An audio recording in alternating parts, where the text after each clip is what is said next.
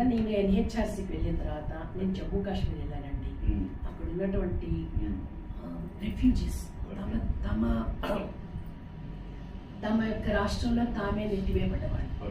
జమ్మూ కాశ్మీర్లో వాళ్ళని కలిశాను, వాళ్ళ యొక్క బాధల్ని తీసుకున్నాను, ప్రభుత్వం దాకా పంపించగలిగాను. రెండోది వచ్చేసి ఏమంటే అనేక హాస్పిటల్స్ చూసి వచ్చాను. అక్కడున్న పరిస్థితిని రిపోర్ట్స్ తయారు చేసి రికమెండేషన్స్ కమిషన్లో పెట్టాను.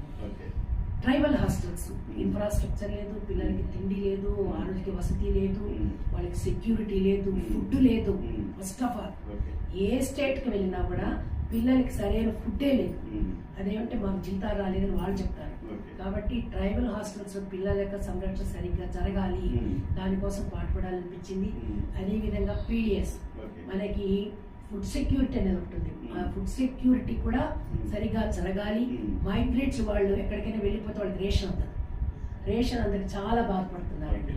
వాళ్ళకి ఆధార్ కార్డు ఉంటుంది కానీ రేషన్ కార్డు లేదు, హెల్త్ కార్డ్స్ అక్కడ పనిచేయవు. కాబట్టి ఈ విషయంలో మార్పు రావాలని దాని దిశగా ప్రయత్నిస్తున్నాను. మెయిన్ వచ్చేసి నా ప్రాంతాల్లోకి వచ్చిన పోలవరం ప్రాజెక్టు సంబంధించి ఆ నిర్వాసితులకు తిరిగి వాళ్ళకి అన్ని రకాల వసతులు, వాళ్ళ రైట్స్ వాళ్ళకి నిలబెట్టాలనిపిస్తుంది. దానికి ప్రయత్నించాలని మొదలు పెట్టాను. అదే ఇన్ని రకాల చెరువులు అన్నింటినీ కూడా కబ్జా చేసేసి కబ్జాదారుల హ్యాండ్లో ఉన్నాయి, చెరువులన్నీ ఎండిపోతున్నాయి. దానికి సంబంధించి ఆల్రెడీ మొదలు పెట్టాము.